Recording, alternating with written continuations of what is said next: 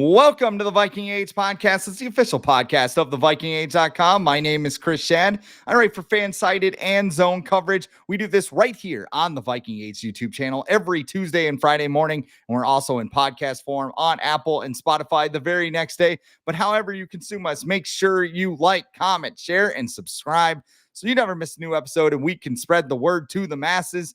Today's guest, you see him on the screen right now. He is the only Vikings writer with hair as good as the Vikings logo. He writes about the Vikings, the NFL draft, and the Florida Gators for A to Z Sports. He is the host of the Real Forno show as part of the First and Skull network. Welcome back to the show, Tyler Forness. Hey, always good to get comments on the hair, man. It's cool that what's really funny is when I was doing stuff with Score North, everybody would call me Thor, because obviously Thor did stuff and I did a bunch of stuff with him over there, but I look like I'm Thor. Yeah. So it's very funny that this continues to happen, but no, life is good. Glad to be back here again. The hair is still growing strong. You can see the hairline at 35 years old is still good. I'm pretty lucky. I do laugh too, because every time my mom is always a loyal viewer of this show, and every time I see Tyler, that hair just throws me off. It's like flip on the pod. Whoa, hey, but no, it's very good. I'm very jealous because at 40, everything's kind of falling out here. But hey, you know what? For 40, that's not too bad, man. No, not at all. And I got the salt and pepper beard. We're all good to go.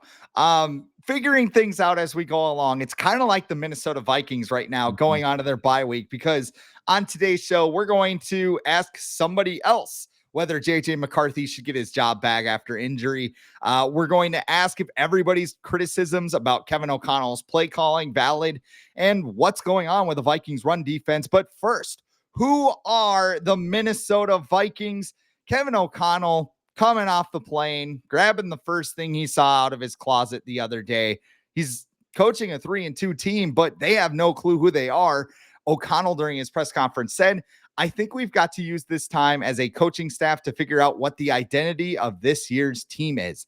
And it's been hard to figure out exactly what that looks like. Some of that's kind of taken out because Kevin O'Connell goes on and on. But he went on to say that he wants to raise the floor of this team. You wrote about this at A to Z Sports. So I'll just straight up ask you, what should be the identity of the Minnesota Vikings coming out of bye week?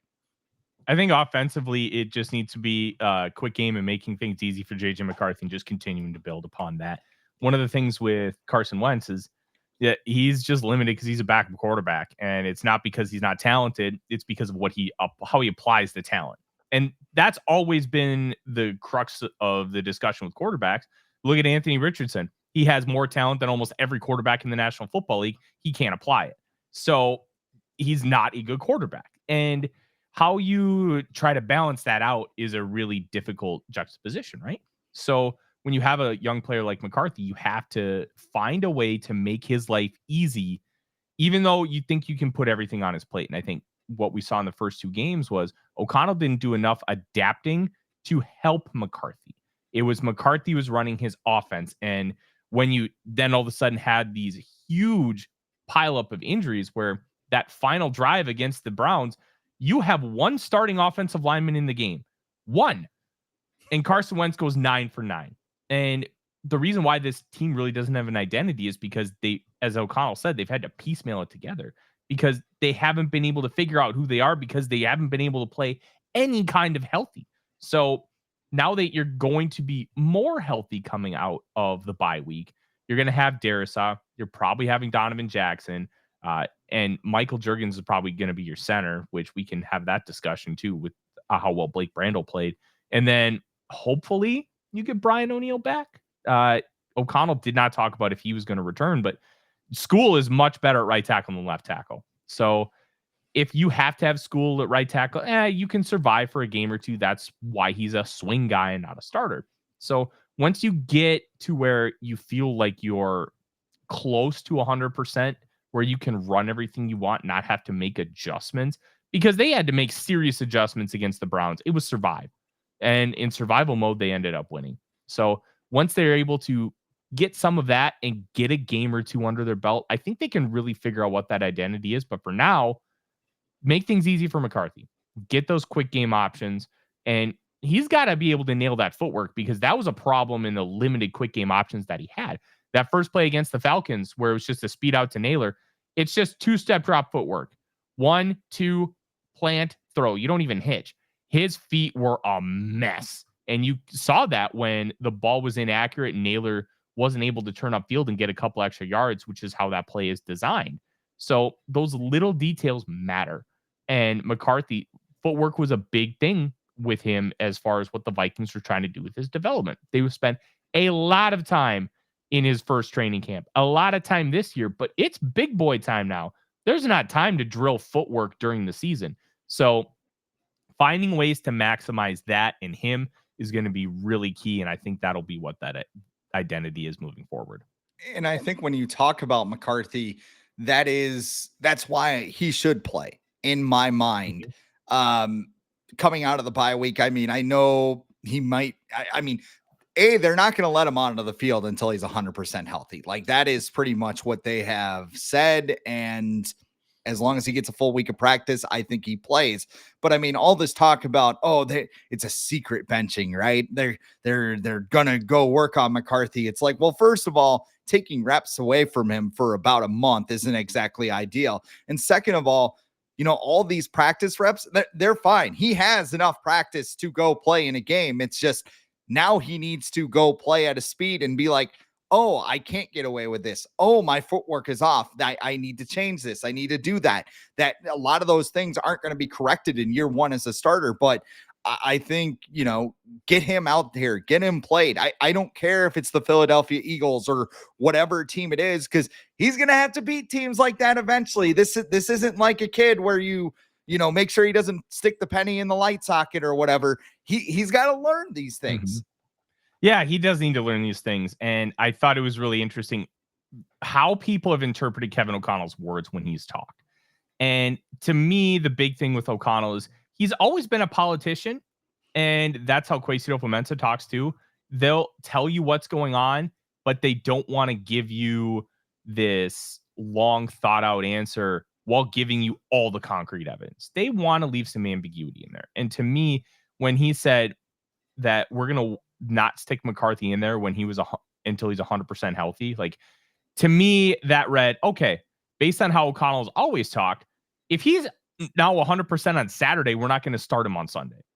But everybody ran with, this is Carson Wentz's job. And that was never what that comment was intended for. And to me, that drove me nuts because we have some very smart people on the beat and they ran with the conspiracy theory. And to me, that was really frustrating because that's not what that meant at all.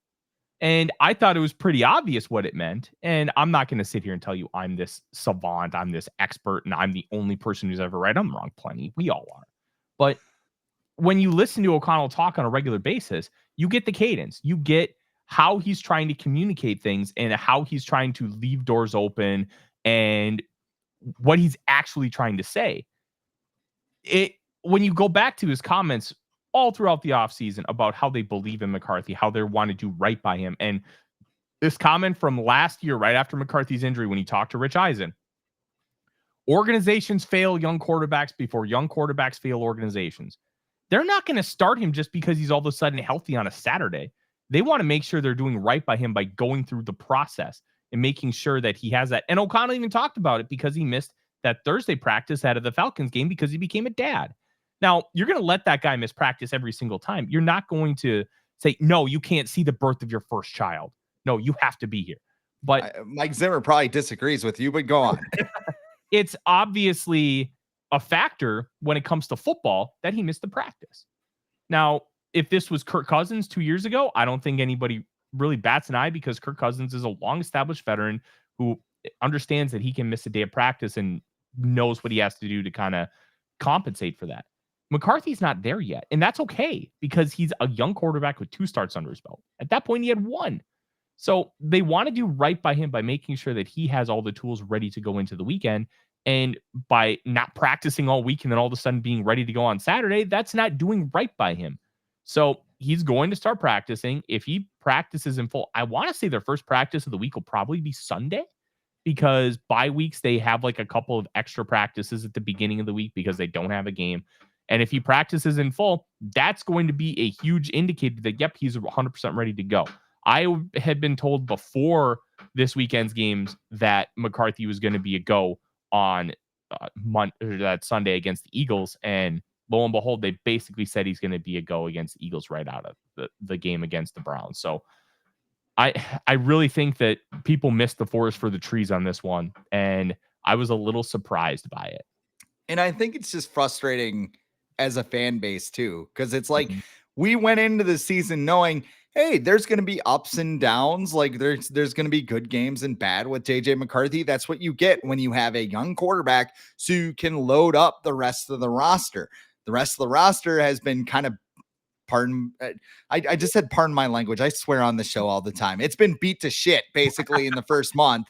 There you go. And like that's kind of it. It's like, okay, here's your first start. Oh yeah, by the way, Christian Darrisaw's out. Jordan Addison is suspended.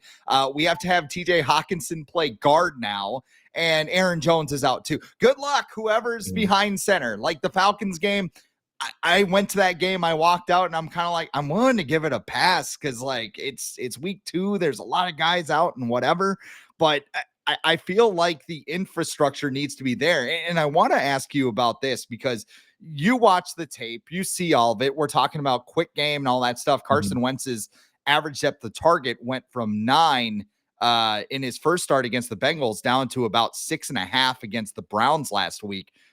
You know, is there going to be temptation from Kevin O'Connell to be like, I have everyone back where it's bombs away, baby. We got Jefferson, we got Addison, we got Hawkinson. You know what to do, JJ. Go out there and do it. Or is he going to kind of be like, okay, maybe we kind of jumped into the deep end too soon. You know, JJ's got to kind of take some of these lower throws and, you know, do a little bit more there. That's a tough one.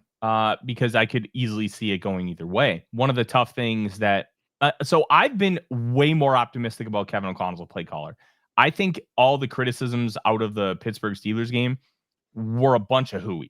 And I called it out almost immediately. I'm like, they set Carson Wentz up for success and he didn't do it. And I don't care that he completed 32 of 46. I think it was for over, like 350 yards and 2 touchdowns. And he threw 2 picks too. But when you really look at what they were asking of him, they were asking him to run quick game. They were asking him to hit easy buttons. And half the time he wasn't willing to do it. And then they had to call calculated shots because, oh, there's 3rd and 12. I'm not throwing it 5 yards on 3rd and 12. I got to throw 12 yards. So they had to run some long standing plays, but there's this thing in the back of people's minds, which is fair, that O'Connell only likes to take those deep shots, that he only wants to attack down the field. And for the most part, that's been true. And it's been something I've been critical of. Why aren't you giving a little bit more easy buttons and asking this offensive line to, hey, not have to do as much? But then the Bengals game came and they were running a lot more of the intermediate stuff. They had some deep chances and they hit a couple. But then the Steelers game, it was easy button after easy button after easy button. And even the interception to TJ Watt, that was a play that Kevin O'Connell ran a couple times against the Bears last year, where it was a running back. Aaron Jones did this both times last year, running a drag route. And then he's running right into receivers that are designed to be lead blockers. And if Xavier Scott catches that ball, that play probably goes for 30 because Hawkinson and Jefferson were in great position with great leverage to seal so he could get the edge and take it upfield. Easy button. That does not take any work from Wentz, but you know, the defense gets paid too. And they made a great play and got the interception. And it was a big turning point in the game. So there was a lot more of that, a lot more like hitches. People keep pointing to slants. They ran like one short post, which was like 8 to 10 yards, which is in the slant family. Other than that, they didn't really run slants, but there's so many other concepts. There's spacing, there's stick, there's curl flat, there's just, hey, run out into the open hole in the zone and sit. Like they're doing a lot of that stuff and they're making things easy for him. And then that game plan translated even more against the Browns because you're going against a better defensive line. Myles Garrett's the best pass rusher in football. TJ Watt be damned. Look, TJ Watt's a really good player, but he is nowhere near the player Myles Garrett is. I don't know what people need other than go watch the tape. But it was almost like they knew that Wentz couldn't operate this offense fully. And here's the frustrating part. He can, but he won't, because there's like this mental block in him where once he gets past that first read, he gets all like ballerina feet and doesn't know what to do. It's so bonkers that he just won't do that because he's capable of it. And I think that's why against the Bengals, they really called that. But then they saw some stuff and like, okay, we need to run more quick game stuff, especially with what we're going up against on defense. Because remember, the Steelers had at the time the second most turnovers forced in the league. So they knew that they needed to try and combat that. But with Wentz, it's one read and dump off, or one read and panic. He's not going through progressions. And you know what? Who's going through progressions? McCarthy is. Now, he's got his own issues, but a lot of it just has to do with the fact that he's played, 80 snaps in the National Football League? It'll take time. And it's okay that it takes time, but O'Connell has made those adjustments. Now, will he continue that once he's fully healthy? I think he kind of got a wake-up call, and he made those adjustments to survive against the Browns and the Steelers, and they went 1-1. You can't keep doing the same stuff over and over again like this because you're basically running concepts that are super, super easy, like preseason game 3 kind of concepts. It's going to work for a little bit, but then it's going to go stale. You have to get more creative. You have to get more explosive. And with McCarthy, I think they're going to start sprinkling some of that stuff in. But the thing is, even though they're not hitting him, when O'Connell's calling those deep concepts, they're getting open. Their opportunities are there. So it's not even that you can't look at O'Connell and be like, hey, you're wrong for calling him, because they're getting open and they're just not hitting. There was one third down against the Browns where TJ Hawkinson was in a bunch on the inside, like right next to right tackle. And they created like a natural pick. So Hawkinson just runs out in the flat. Carson Wentz sees him and doesn't throw it. He throws that's 7 yards. It's a first down. Instead, it's fourth down. Like, you got to hit those. You got to have the confidence to do that. Like, if at this point, if you want Wentz to start, it's one of three things. One, you're his family. Two, you graduated from NDSU, which I understand. I lived in Fargo for 7 years. I've been to the Fargo Dome many times. It's a special kind of community. Or three, you're dumb. And I don't mean that as an insult. I just mean you have either not chosen to educate yourself about what this actually is, or you have and you just don't get it. You forgot about the fourth group, Minnesota Gopher fans who want Max Brosmer to start. Well, that wouldn't be pro Wentz, though. They'd be pro Brosmer, which is fine. Yes, exactly. Oh, okay. Oh, you said if you want Carson Wentz to start. Yep. I missed the first part of that. My bad. It is Brosmer, not Brosmer. My bad. Brosmer. Hey, I was covering football while he was playing last year. So like, let's, what's going on with Mark Gronowski at Iowa? It's almost like he turned into a bad quarterback. Oh man, it's almost like Iowa is like where quarterbacks go to die or something. I love Mark. Mark's the best. Like, I wanted, outside of the Minnesota game, I wanted him to do well this year, and it just it hasn't happened, man. Brad Banks and Drew Tate forever, baby. But getting back to the original point about McCarthy and the play calling too, O'Connell did hint that there are easy levers within the offense. Mm-hmm. It's just not the first option. So a lot of times in those first couple of games, McCarthy was playing Nick Mullins YOLO ball, where it was just kind of like, I'm going to throw it deep because that's what we want. We want big plays down the field. And I think it might be a case of him getting sped up because of the footwork or whatever it is. But, in that case, it's like, all right, I got to get to Jefferson. I got to get to Addison. Like, all these guys need to eat, where he kind of realizes, okay, all these guys are covered though. And Jordan Mason's open the flat, or Aaron Jones, whoever it would be, even though Jones has played just one game so far. I think that's kind of that progression that I've been talking about, that you only learn that stuff when you're getting chased by Myles Garrett or why am I blanking on the Eagles' name? Jalen Clark. Am I right? Jalen Carter. Clark I don't know why I blanked out. Who's Jalen Clark? Jalen Clark is the Wolves forward. Oh God. I got Wolves on the brain. Anyway. Yeah. I mean, you're not going to figure that out unless you're in the speed of the NFL and you start chucking balls downfield. And again, this just enhances, he's got to play, man. You got to get him out there. You got to let him play and you got to let him make mistakes because, I mean, as much as we talk about Sam Darnold, I mean, there are some people out there too that's just like, well, you should have kept Darnold.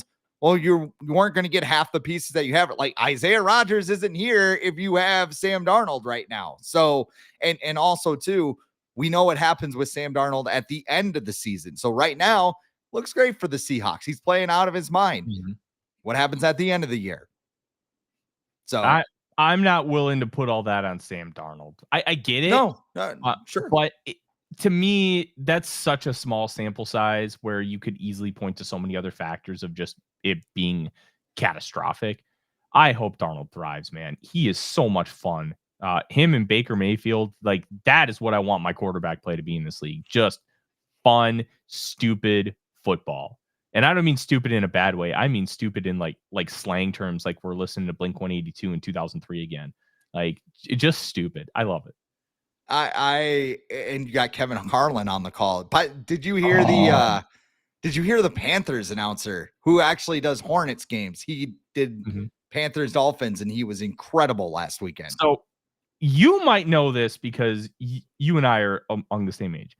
Gus Johnson called Wolves games in 96 and 97. Did you know that? Oh, no, I didn't. So then he got a job with CBS calling the NFL starting in 98.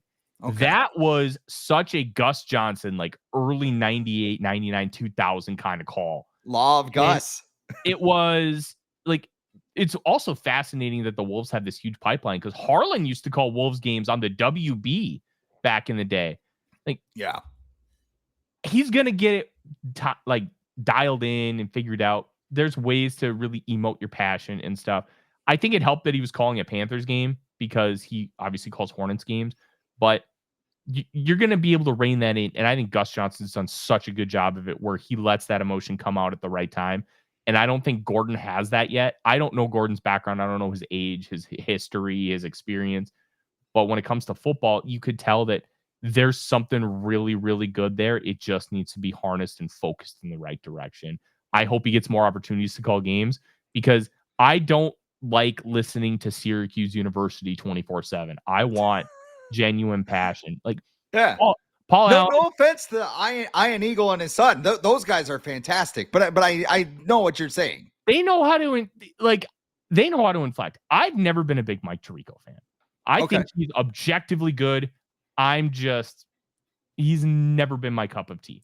I've always been a Joe Buck guy. I love Joe Buck. I don't care about the disgusting act by Randy Moss stuff. It is what it is. Who cares? But he's just so good at understanding how to inflect, how to show emotion, and how to get the hell out of the way. That Minneapolis Miracle call to me is the greatest call in the history of pro sports, other than Do You Believe in Miracles? Yes, by Al Michaels in the 1980 Olympics. Like, it's perfect because you get that emotion and then you let the scene take over for about 30 to 45 seconds and that pandemonium and the camera shots, the shot on Drew Brees, like, well, I'm screwed. And it's just perfect. But I think Eric Collins is going to get there. Or is it Eric Gordon? Eric Collins. Eric Gordon is the NBA guard. Clippers. We both got basketball on the green. We're good.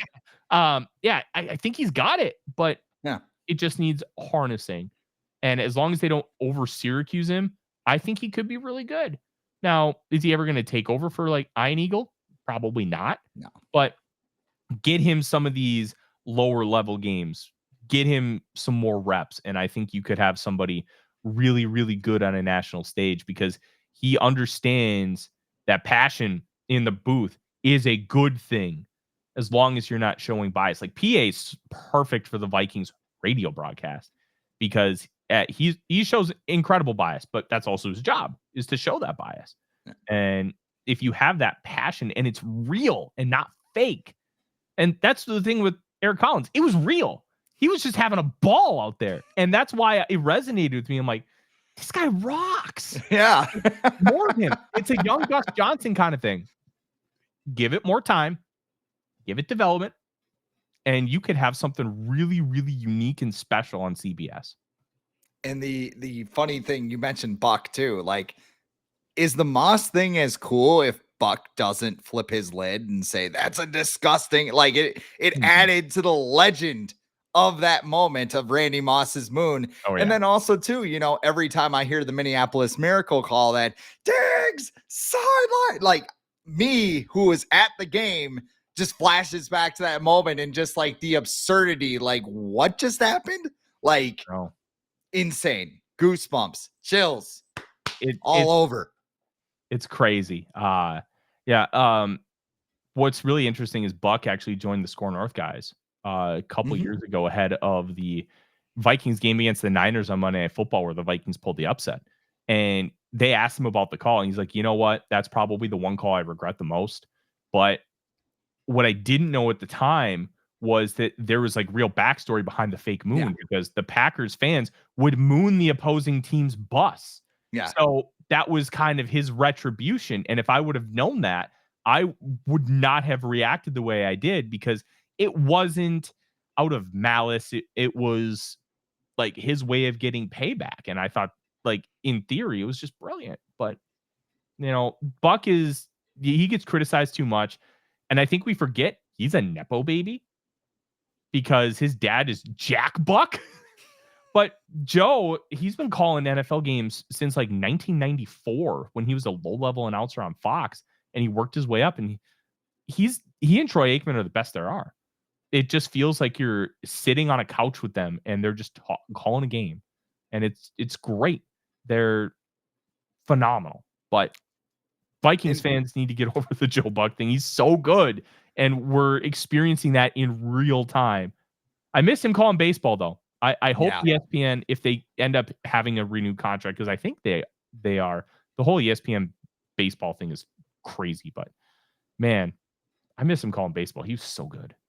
Well, you can be as versatile as Joe Buck when you're playing underdog fantasy because, you got some football, you got some playoff baseball. Of course, we're talking about football here, and football Mhm. season is in full swing.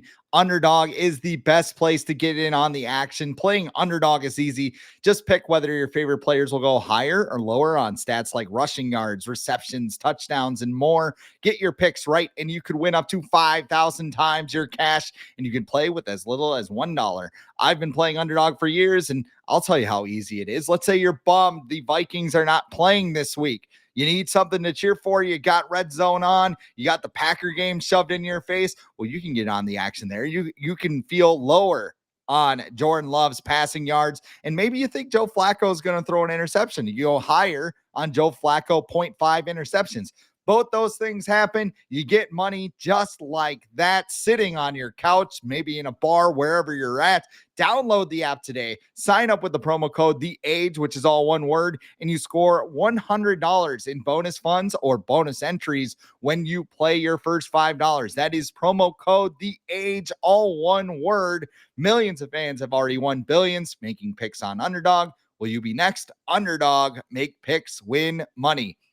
You must be 18 plus, 19 plus in Alabama and Nebraska, 19 plus in Colorado for some games, 21 plus in Arizona, Massachusetts, and Virginia.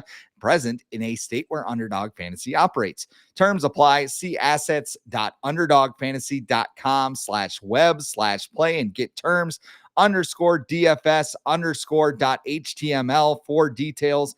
Offers not valid in Maryland, Michigan, New Jersey, Ohio, and Pennsylvania. If you are concerned with your play, call 1-800-GAMBLER or visit www.ncpgambling.org. In New York, call the 24/7 Hope line at 1-877-HOPE-NY or text HOPE-NY to 467-369. So we talked a lot about the offense, and rightfully so, because the Vikings are going to get where they want to go if their offense is clicking. But their defense, their run defense, 12th in yards per carry. It's up from a 4.1 clip to 4.5 this year. It just feels like it's kind of slowing things down. You're a tape guy.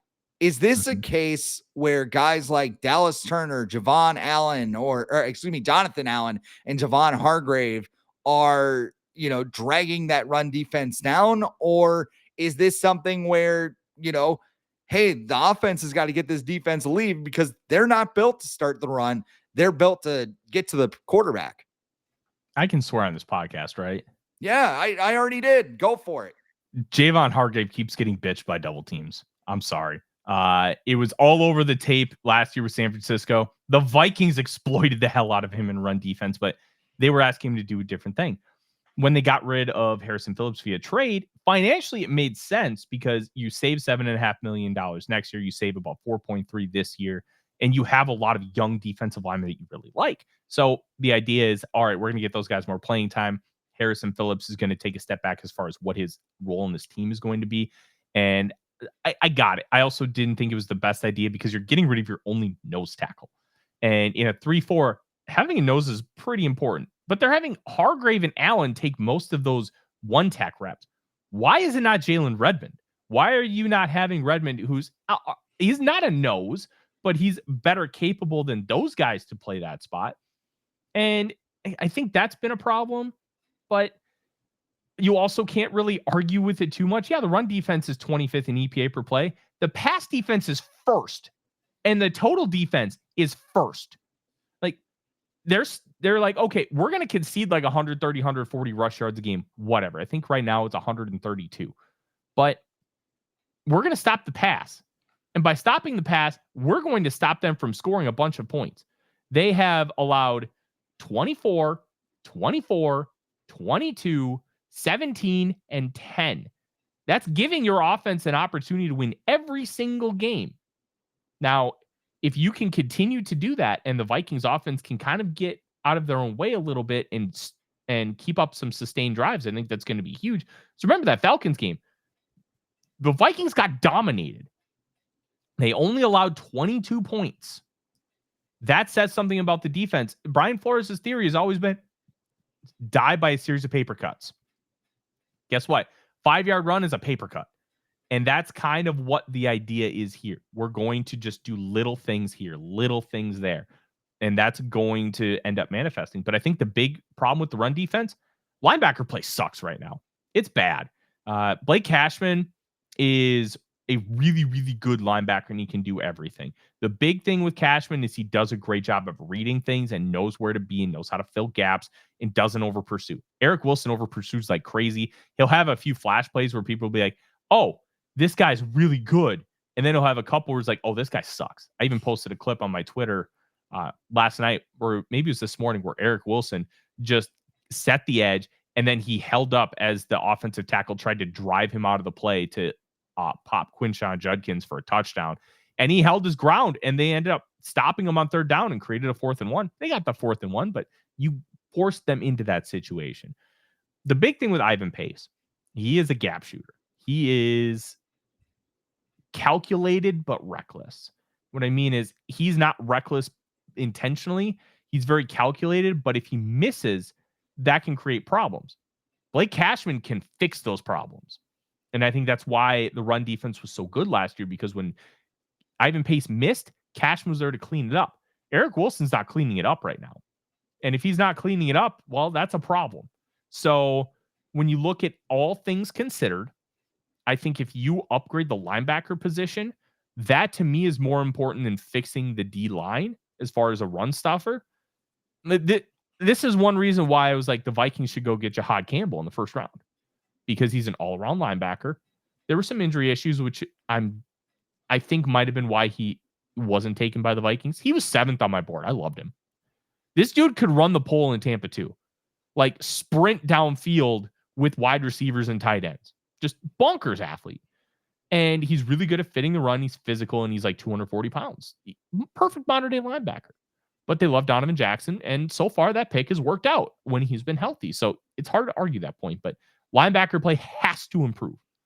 And if it doesn't improve, then this is going to continue to be a problem. Cashman should be back against the Eagles, and if he is, that's going to be massive, because he is a big factor in the Vikings run defense. And this linebacker play to me is the biggest catalyst. And Theo Jackson, take it to bad angles, baby.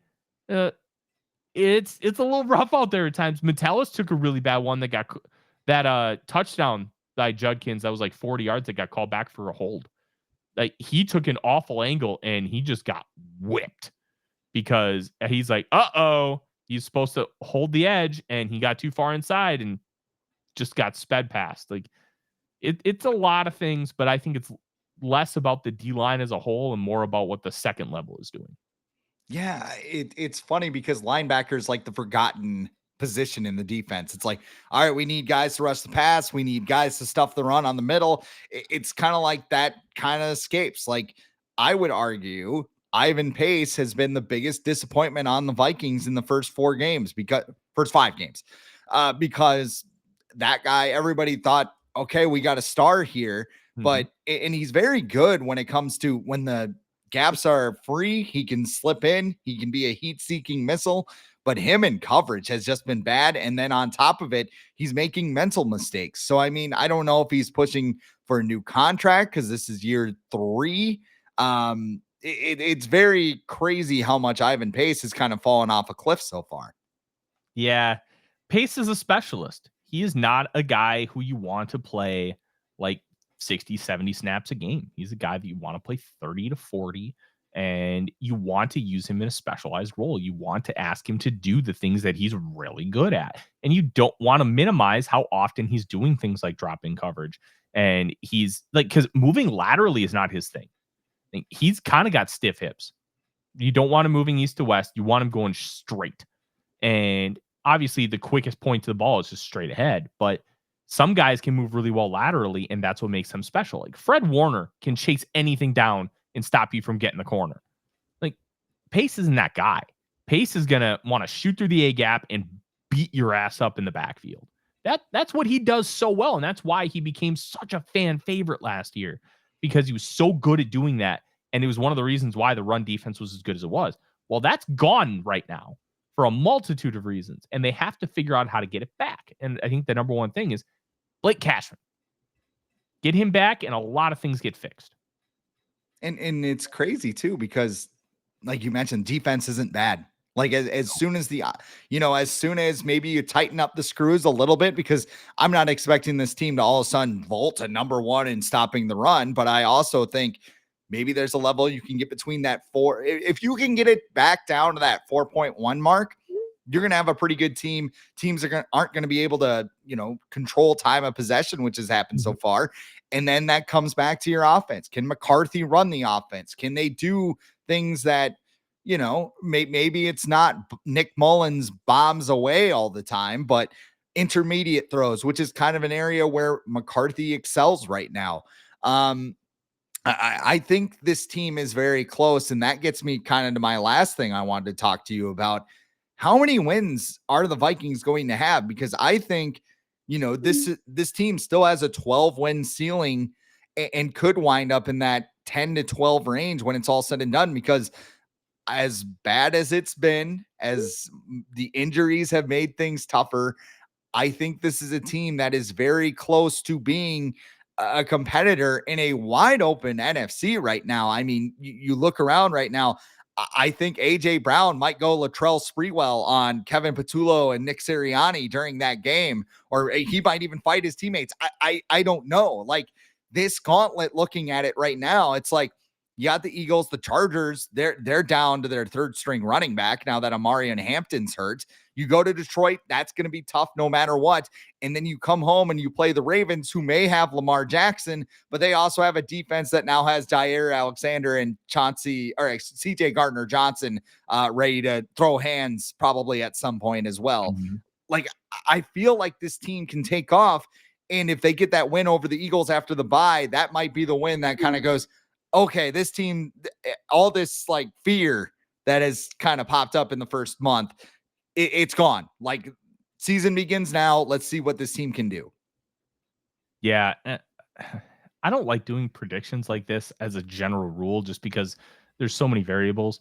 I thought the Vikings could win like 11 or 12 games last year and they won 14. Like Yeah. there's so many things within the context of a game that can completely change things. Like the Vikings could have won that Steelers game if they had one play go differently. Like that's what we're talking about.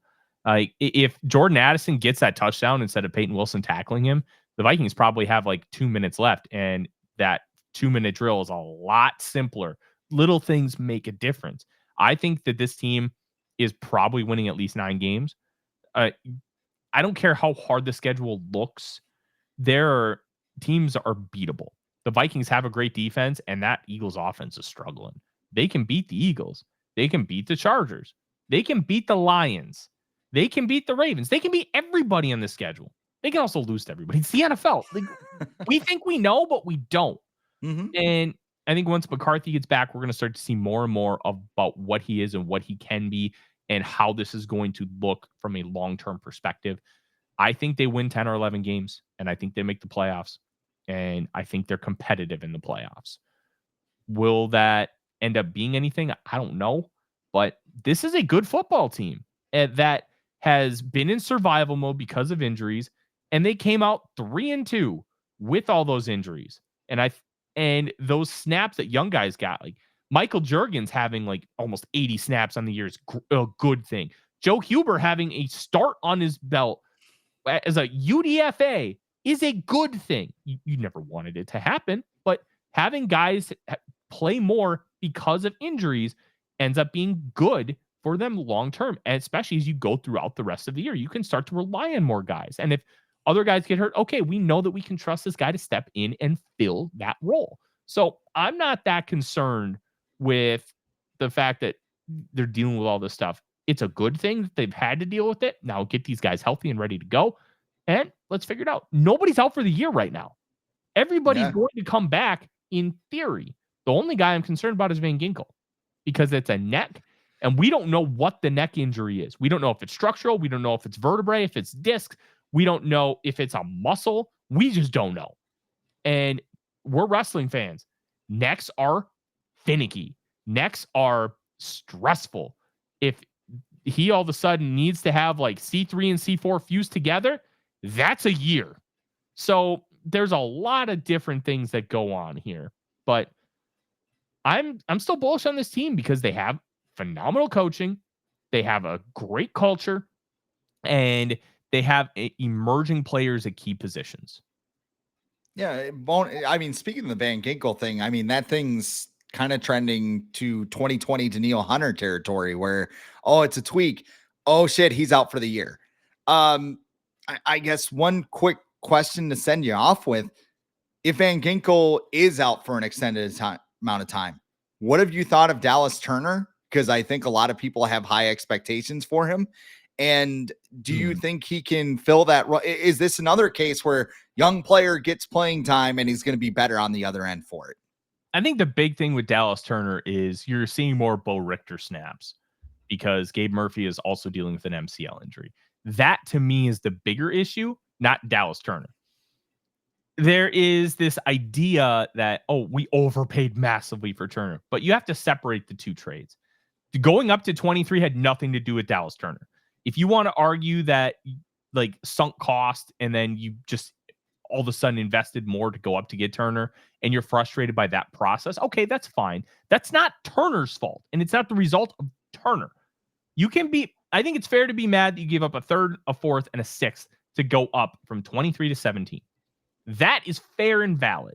And Turner, to me, is just Anthony Barr 2.0 because he's going to do a lot of stuff that does not translate to the stat sheet. It is not flashy, but his efficiency as a pass rusher has been good. He's setting the edge significantly better. You can tell that the strength profile he added this year is making a big difference, but he's doing the things that Flores wants him to do. He's dropping incredibly well into zone. He is reading the quarterback well. He's getting off the ball and making an impact in the backfield. Now, look, is his pass rush repertoire where you want it to be? No. He is not a speed to power guy. He's a speed to leverage guy. And when you're a speed to leverage guy, you have to be able to get underneath them right. You have to get underneath those armpits because Jared Verse can just bulldoze you over because he's got grown man strength. He's also 3 years older than Turner. So that was not taken into context nearly as much as it should have last year with this fan base. Turner is a good football player who is not being given the respect he deserves because people aren't putting on the tape and watching him play. Live viewings versus the all 22 are so incredibly different when it comes to evaluating these players, especially a guy like Turner who's being asked to do so many different things. Van Ginkel was a second team All-Pro in this role. And I think if you give Turner time in this role, he can deliver some similar results because he's a better athlete. He's got more measurables. He's a good football player. he's gotten like what 500 snaps in his career. Give him time. He's doing a lot of things that are really promising, especially with how Flores wants to play. And when Van Ginkel comes back, it's just going to make things easier for Turner. And I think too, that conversation about Turner, it's completely different in 2 years. I think with the more playing time he gets, the better he goes. Same with McCarthy. Get the kids out there. If that's one thing we take away from this bye week discussion, let the kids play and let them make an impact, because I think they could be the wild cards for this second half. In closing, you're at A to Z Sports. You got the Real Forno show, and you're part of the First in Skull network. What's going on with all your things, man? Yeah. You can follow me on Twitter at the Real Forno, obviously. Vikings First and Skull. We got a lot of cool stuff going on there. I did a bunch of shows last year during draft season with Luke Braun on Locked On Vikings. He is doing a bunch of shows with me on Vikings First and Skull, and we're just doing film breakdowns. We're calling it X's and Skulls, and it's a lot of fun. It's nerdy, but the one thing I really like and respect about Luke is he talks like such an intellectual, but he talks to everybody. If you are a super expert, you're not going to feel like you're wasting your time. You're going to feel like this is worth your time. If you don't know anything about film, you're going to learn things and you're not going to feel completely out of place. Because when I started doing this, I felt out of place a lot listening to film breakdowns and stuff, because I'm like, I don't really know what's going on. But Luke does a great job, and I try to emulate that of talking to everybody so everybody can enjoy. So I highly recommend you give that a shot. And also the Real Forno show every Monday and Thursday night, 6:05 Central Time. We also have our post-game show that we go live at the 2-minute warning. So if you want to watch the end of the game with us, you can do that. And then all my Viking stuff at A to Z Sports, I try to write differently than everybody else, because I'm not a traditional beat guy. I'm not like a traditional blogger where I'm going to go and just SEO farm. I try to write thoughtful, intellectual stuff with all the information that we have out there. And then I also cover the Florida Gators now. I was so good at writing Florida Gator stuff in my spare time that they gave me a whole section. And I had an NFL draft drop Thursday morning, mock draft, which, look, is it too early for mock draft? Yes. But the whole purpose of this is to identify team needs and players that could fit those needs. And then now use that information and go watch college football and then pay attention to those guys. There's a surprise number 1 overall pick, though, that people may not have heard of. And he plays for Indiana. Go watch Indiana football. That's a damn good football team. I love, obviously, some people are like, why would you do mock drafts now? I honestly, it's the same with preseason rankings. It's just to flag teams that I want to see. Like, people are screaming about, the preseason rankings and how they're terribly off. Well, that's not the point of a preseason. It's to get ratings. Like, it's to get, hey, Texas could be good, and Florida could. What was Florida at the beginning of the year? Like top 10, 13? right? 13. Okay. That, I mean, not to bury salt in the wounds. I'm just saying, find out who the players are, and then when you see them pop up in February and March, who that player is, and you're getting hyped about it. Enhances the draft experience. We also got stuff at Zone Coverage. That's where my Vikings work is at, along with some Twin stuff and the Minnesota Wild as they kick off the season tonight, actually. And I actually have I have an entry with a Matt Boldy goal on Underdog, my favorite player. So maybe I got to get on the bandwagon a little bit sooner. I don't know. I think he's on his way to a big season. And it's kind of like, Dog, all you right, are man, hedging your bets. If Boldy scores, yeah, I want an Underdog. If he doesn't, I told you. I told you, he's a fraud. He's just going to disappear for a month again. I don't know. We're going to find a lot out about that team. So go check out my work there. That's at Hockey Wilderness. I also write for the FanSided RBN network to keep up with everything that's going on in the NFC North. So we got Packers stuff at Dairyland Express. I am that fraud that you may have seen in a Vikings article. The Windy City for the Bears, and Detroit Jock City for the Lions. And of course, the VikingAge.com, all of your updates over the bye week, and a look ahead to the Browns. Hey, thanks for coming on, Forno. Appreciate it. Hey, my pleasure. I always enjoy sitting here and shooting the shit. To having a nice little 5-minute sidebar about announcers. Yeah. I love announcer talk. That's what podcasts are for. Everybody, when I first did this, it was like follow the outline, very strict. And now it's just like, dude, if I see a sidebar and go somewhere else, like I'm cool to go. One of my favorite, I'll just mention this real quick. The Audible with Sigmund Bloom, his show on the couch, the last 10 minutes, it's called Off the Rails. And it's just like a random topic so like one guy, he was talking about like barbecue and how he had like a big notebook with everything else and just how he runs his smoker and like how weather affects it and all this stuff. I think he had Paul Charchian on and they talked about their dream Super Bowl. Like I love stuff like that. That's why podcasts are good. And that's why I have fun doing this. So I definitely appreciate the announcer talk. Oh, absolutely. I love a good sidebar. This is why I never do an outline, because Yeah. you never know where the discussion can take you. If it's good, people will listen. And I think too, I mean, I'm just psycho and like to plan everything out. And then if we go different directions, we go different directions. But Hey, it's all absolutely. about hitting the main points. But thank you again for coming on. He is Tyler Forness at The Real Forno on X. I am Chris Schad at The Real Chris Schad. This is the Viking Age podcast. We do this every Tuesday and Friday morning right here on the Viking Age YouTube channel. We're in podcast form on Apple and Spotify the very next day. So however you consume us, like, comment, share, and subscribe so you never miss a new episode and we can spread the word to the masses. For Tyler Forness, I am Chris Schad, and I apologize for the send-off in advance, Tyler, but 4 letters, 1 word, Skol.